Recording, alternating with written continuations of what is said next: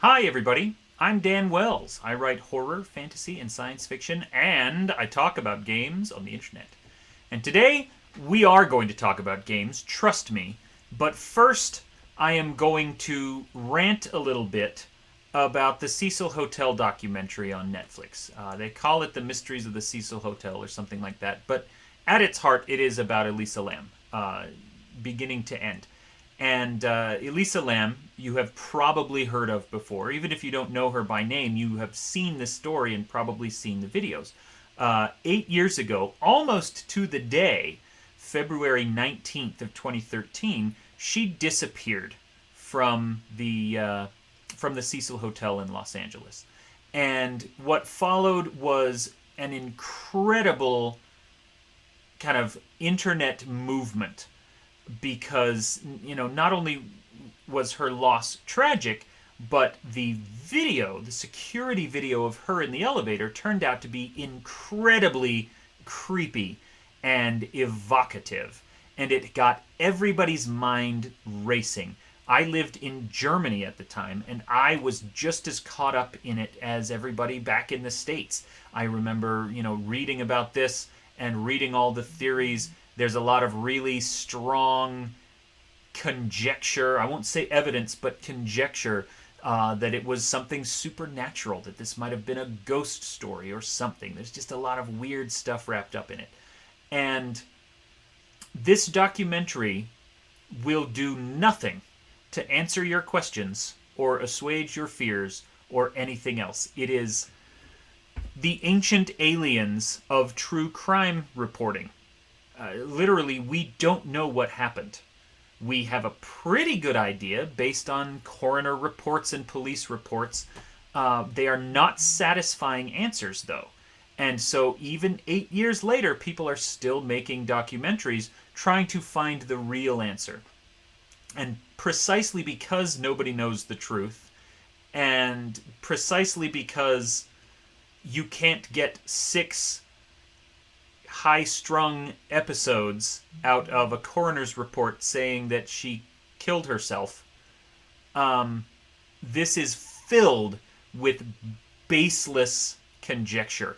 I compared it to Ancient Aliens, and that's really what it is. We don't know what happened, and therefore, here's a bunch of bloggers who are going to spin wild theories and ignore real science. And I made it maybe a third of the way through the second episode before I just turned it off because it clearly did not have anything new or interesting to say about the case. And as a horror writer and as a thriller writer, that offended me narratively. But also, the difference between this and Ancient Aliens is that the ancient Egyptians who built the pyramids, whether or not aliens helped them do it, they've been dead for like 8,000 years. Elisa Lam died 8 years ago, and her family is still around, and sensationalizing a current, ongoing tragedy in this way, especially if you have nothing new to add, it feels very tasteless to me. My feelings about this documentary are strong. The one good part about this documentary, and if you do watch it, this is the only, in my opinion, good reason to watch it, is it talks so much to and about Amy Smart, who was the hotel manager at the time. She is a fascinating character. She humanizes the Cecil Hotel in a way that it hasn't been before. It is in the heart of Skid Row, drugland, homeless, hell, LA. There are a lot of really meaningful and important social problems going on there. There are vast tent communities of people who have nowhere else to go, and in fact can't go anywhere else because the police contain them in this Skid Row area. And because, in part, of what it is surrounded by, the drug culture and the crime culture that unfortunately but frequently crops up around large homeless populations, people who are desperate, who have nowhere else to turn and nothing else to do, then this Cecil Hotel does have a storied history of crime and death and a lot of tragic things going on. and it has gained this reputation almost as this kind of haunted, malevolent building. What Amy Smart does as the manager is talk about how, for the most part, it was just people who were good doing their jobs. Yes, a lot of terrible stuff happened in and around the hotel, but a lot of really good and normal stuff happened too. They provided homes for people who could not afford homes. About half of the Cecil Hotel was and still is long-term kind of living quarters for people who can't find an apartment, can't find a house, can't afford a mortgage, but don't want to live on the street. So it provides a valuable service to a lot of people as well. And Amy Smart really comes across as a caring and kind and professional person who was making the best of a bad situation. That's the one part of the doc that I liked. But, so, let's get on to why I'm talking about this today, because I didn't make a video purely to rant about how much I hate this documentary. Watching this documentary, in addition to being frustrating because of the weird tone that it takes and the way it sensationalizes this tragedy, it really made me realize how much I like having answers. There are certainly a lot of people in the world who love the thrill of an unsolved mystery. I mean, there's been multiple TV shows called Unsolved Mysteries because people love that kind of stuff. They love being presented with clues and trying to find an answer in the middle of those clues. What I realized about myself while trying to get through the first couple episodes of this show is that I don't.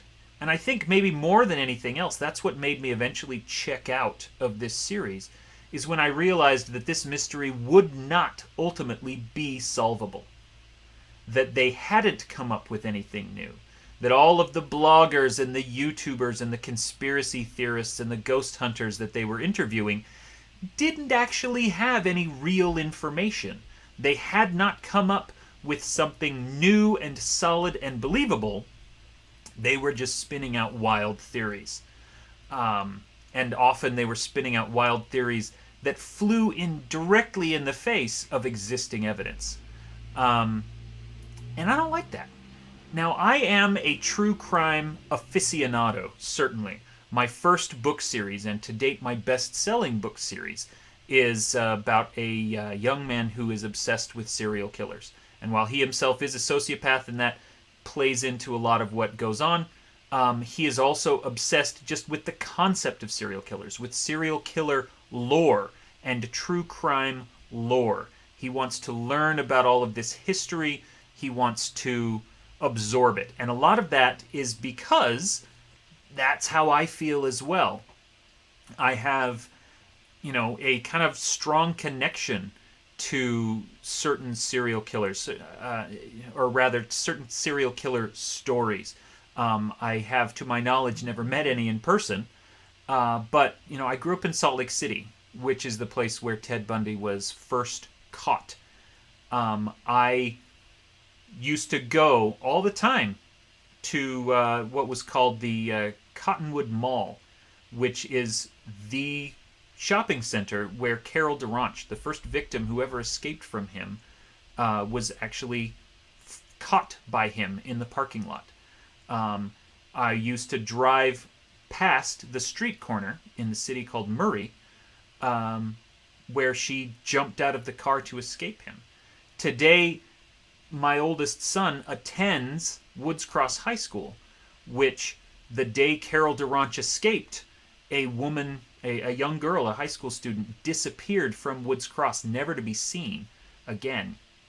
And while it's never been proved that that's connected to Ted Bundy, there are a lot of really strong theories and evidences pointing to how maybe it was. And so I've kind of grown up surrounded by this true crime stuff. And I love reading about it, and I love studying it, and I love piecing these puzzles together. But what I really love about it is finally putting in that last piece, right? Like, nobody wants to open up a jigsaw puzzle full of a bunch of pieces that don't fit and can't fit together. People love unsolved mysteries because they love playing with clues, but ultimately, if those pieces never come together, if those clues never lead to anything solid, it is incredibly unsatisfying. Now, if you are a law enforcement professional, then it is your job to spend, months, perhaps years and decades trying to piece those puzzles together, trying to bring justice to the victims and bring peace to their families. For the rest of us, obviously, there are people who love playing with the pieces that don't fit together, as this documentary shows very clearly. But I strongly suspect that for a majority of people, what we really want at the end of this are answers. We want to be able to put those pieces together and see the picture that they make. And so this is why I wanted to bring this up in a video series about gaming and about role-playing games in general. Because mystery stories can be very difficult to tell in a role-playing game. In fact, in anything. One of the things that I learned early on when I first started writing books is that when I am telling a mystery story, I have to build my outline backwards. I have to start at the end at a solution and then build everything backwards from there so that all the clues actually lead towards something instead of just being thrown in haphazardly. Obviously, as I've said many times, different people are different. They have different tastes, they have different wants. There are certainly people out there who read a mystery story because they're along for the ride and not because they necessarily want to be able to solve it before the character in the book does. In a role-playing game, you don't have that luxury. The player characters are the main characters in the story. They have to be able to solve the puzzle. And it can be very disappointing for them if you, as the game master, have built this elaborate mystery and the only way they can solve it is by making a skill check and you telling them, okay, it's this guy. He killed him. They want to be able to put the clues together. They want to be able to fit all those pieces into each other. On the other hand, it can also be very disappointing for characters to fail a skill check and then never get the clue that they need to put everything together. One of the early lessons that I learned about doing mystery stories in role-playing games is that you need to give every clue 3 times. 2 or 3 times. But 3 is better. And what I mean by this is not each individual clue has to come up 3 times, but that if the story is going to require them to move from place 1 to 2 to 3 as they are trying to figure out what's going on at place 4, or even what place 4 is, you are going to have at least 3 different clues that all say, okay, next go to number 2. Because if they miss one, then there's still 2 others that they can find. Or maybe if they find one and they don't realize that it's a clue, because while they may be playing a brilliant detective, the player themselves might not be. And so they don't make the, just because you are role-playing as Sherlock Holmes doesn't mean you are as brilliant as Sherlock Holmes is. So having extra clues and really hammering home where those clues lead is a really valuable thing. It's happened so many times to so many game masters that they, present this scenario and there's a crime scene or there's a whatever. You can have mystery stories in any genre. It doesn't have to just be, kind of modern police hunting a killer. If you are trying to drop clues that will lead people to a certain thing, it happens all the time that the players find that clue and either don't understand what it means or they don't even realize that it's a clue. And you in your head are thinking, oh, this is so clever. This is so clever. And then they completely miss it. They ride right by it, or they focus on a different detail, and it all falls apart. So having 3 different clues, possibly even in 3 different areas, can be a really great thing to do. Let's say that you are doing, for example, a mystery story that is about. Let's not say a murder. Let's say that there was a break-in.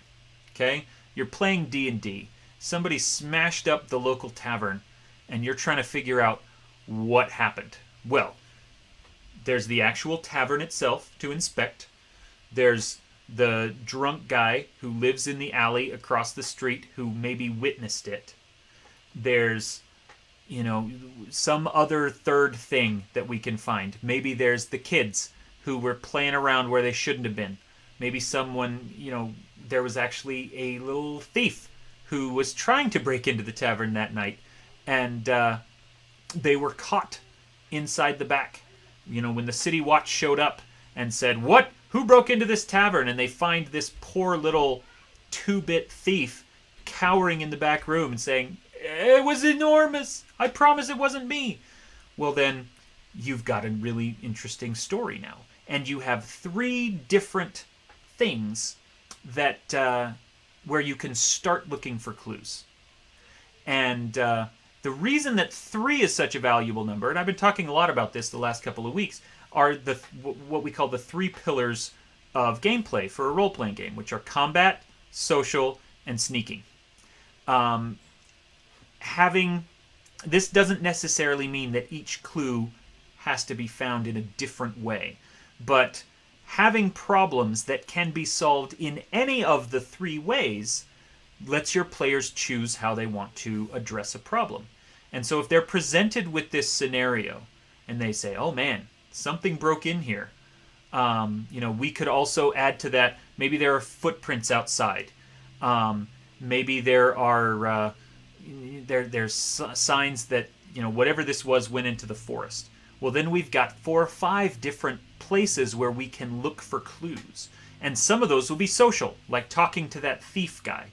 Some of them may be combat oriented. Maybe the drunk guy across the street is actually a vicious criminal, and when you go to talk to him, he and his band of secret dudes are lying in wait for you, and they jump you, and so you end up having to fight, but then you get through it anyway, and you eventually interrogate the guy.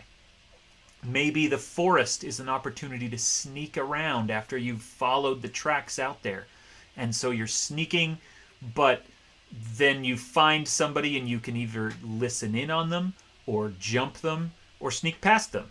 Giving people those options lets them choose how they're going to solve the problem, and making sure that there are at least 3 different ways to find the same clue means that no matter what your players choose, they're going to be able to move on to the next part of the story. So let's say that the next part of the story is indeed like a witch who lives in the woods. And I'm making this up as I go, so just bear with me. If you follow those footprints, maybe just a valuable skill roll can lead you into the woods. Maybe there's something about the, something that little petty crook, the thief who broke into the back room of the inn, maybe he saw something that nobody else saw. Maybe he can say, it was a giant monster with, branches and twigs in its hair, and, smelled like this kind of flower. And you go, well, I know that those kind of flowers are in this clearing in the forest. And maybe the drunk guy across the street, he says, "Oh yeah, I saw it. It was, his feet were covered with mud, and it came from and went into the forest." And so no matter which of those options you go to, you can trace it into the forest and go, well, that's where we need to go next. And then you have that witch that you need to talk to, and there's different ways to approach the witch. And there needs to be at least 3 clues that can lead you then to the next part, because maybe the witch is not actually the killer. Maybe the witch is completely innocent, or not the killer, but the criminal who broke into the tavern and smashed it all up. Maybe there's actually a monster who lives in the forest, and the witch can tell you about it. Or you can sneak into the witch's house, and steal something that explains about it. Maybe she's got a little monster book where she's been keeping notes in a journal about this creepy monster that she's been studying or observing or trying to stop. So lots of different, there's all these different avenues to approaching the same thing. And no matter how you approach this witch, you'll find one of the 3 different clues that all lead you to the cave deeper in the woods where the actual monster lives. Now, this is an incredibly simplistic mystery scenario, right? Somebody smashed up the tavern and it turns out to be a monster who lives in a cave. But being able to follow these different clues and making sure that you have enough clues makes this a satisfying mystery, because you can find the information you need and the players themselves can put it together. And it may seem like there's a lot of hand-holding going on, because if you do all 3, 4, 5 things and you find the same clue over and over, from an outside perspective, you're thinking, well, that you're just giving them too much information. No, you're not. You're giving them exactly as much information as they need. Because if you, as the game master, have to actually tell them, come right out and say, well, it's out in the woods. You need to go into the woods. That's where the next phase of this adventure is. That's hand-holding. Whereas, if you just give them multiple opportunities to find the clues they need, they're not necessarily going to discover all 5. Basically, as soon as they are convinced that they need to go into the woods, that's what they'll do. If that first interview with the kid in the back room convinces them, oh, yep, we got to go into the forest, then they'll go. And if they're still uncertain, then they'll go and they'll talk to somebody else, or they'll research another avenue, and they'll find another clue that also points to the woods, and they'll be like, yep, we are brilliant investigators. Through our deductive reasoning, we have discovered we need to go into the woods. And that is the feeling you need to give them if you are building a mystery scenario for a role-playing game. Let them feel like they are piecing this together. And of course you're giving them the clues. That's your job. It's not hand-holding for you to do your job and provide clues that the players can follow. If it takes 4 clues for them to finally get it through their heads that they need to go into the woods, then you provide them with 4 clues. If they pick it up after just 1 or 2, well then that's great. You did a little extra prep and the world feels a little richer and a little wider, but they figured it out early and they were right. Good job for them. The typical problems that mystery RPGs have is not enough clues or clues that are too subtle. And typically you can solve that second problem with liberal application of the first problem. Make sure that there are plenty of ways, plenty of different places where they can find the information they need, and then you're able to go on. Now, if you're telling an actual investigation scenario, one where finding the monster in the woods is not just a thing that happens, but the entire point of the story, then you are going to want to have a more complicated web. And maybe you are going to have, maybe 7 or 8 initial areas where, the clue you find in area 1 leads to area B, and the clue you find in area 2 leads to area A, and then the clue you find in 3 leads to, like, area 17, which you're not even going to get to until later. But they'll be putting all these clues together, and as long as at least 3 of these first clues leads to a place in the second slot, then they can get there and they can have the information they need. And maybe at that point, this other clue that they found earlier is going to suddenly make more sense to them. Maybe. But you still need to provide them with enough information to move from here to here. And if that means you've got 2 vital clues that they need to put together, you need to give them 6 clues. So they can find clue 1 3 times, they can find clue 2 3 times, and then they can put those hints together and move on. That will often require, yes, some kind of an NPC or a computer program or a crystal ball or something so that they can say, well, we've got these two pieces of information. How do they relate to each other? And then somebody says, oh, I'll tell you how they relate to each other. Thank you for coming to me. You're very wise to have brought this to me. Don't feel like NPCs who explain things are cheating, because that is a tried and true trope of mystery stories. Everyone has to go to the specialist. Mulder and Scully will eventually always have to go back to the lone gunman or to, Mr. X or whoever their people are and say, I'm stuck, help me. And then the informant gives them more information or puts the clues together or contextualizes those clues in ways that make sense. At which point Mulder and Scully go, aha, now I have figured it out.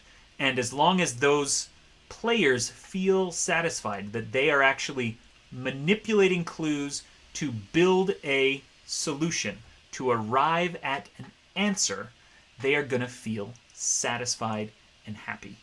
And so that is my trick for telling mystery stories in RPGs. Give the clues multiple times. And in fact, you can be overt about this. When I write mystery stories for publication, I will literally list them out. Like, you've gone to area 1 and you have found this thing. I will put right there in the text, this clue leads to area 6. And as long as there are at least 2 other clues that lead to area 6, then eventually the players are going to put it together and go, okay, yep, I know where we need to go now. Here we go. Now, it can also work to have a web of clues at kind of tier 1. Let's investigate, let's talk to all the witnesses, let's do all these things, and then that'll bring us to tier 2. And at that point, it can be a linear line. Because once we have finally figured out what to do, we go here, we find this clue, and it's very obvious that that leads us to this building or this person because we found their name or their address or something. And then at that point, it can go on. The more overt you are, the fewer clues you need. The more subtle you are, the more clues you need, so that they could put it all together. Anyway, thanks for watching this video.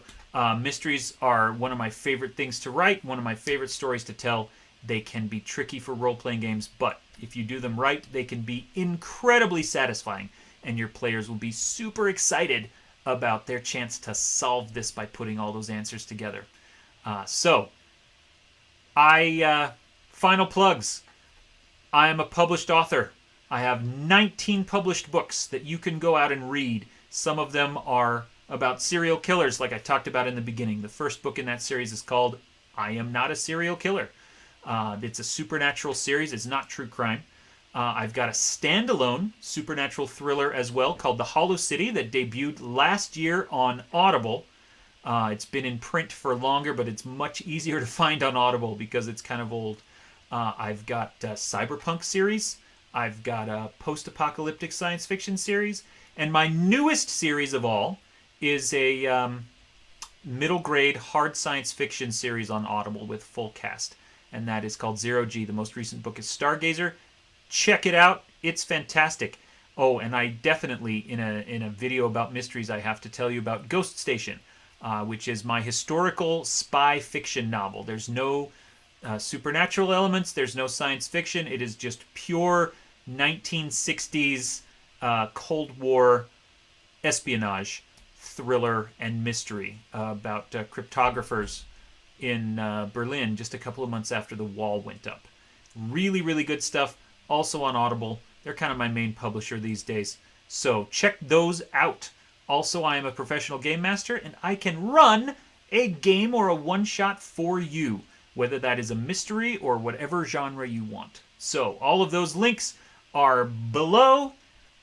Check them out. Click on them. Follow through. Read one of my books. You'll love it. I'm Dan Wells, and you are awesome.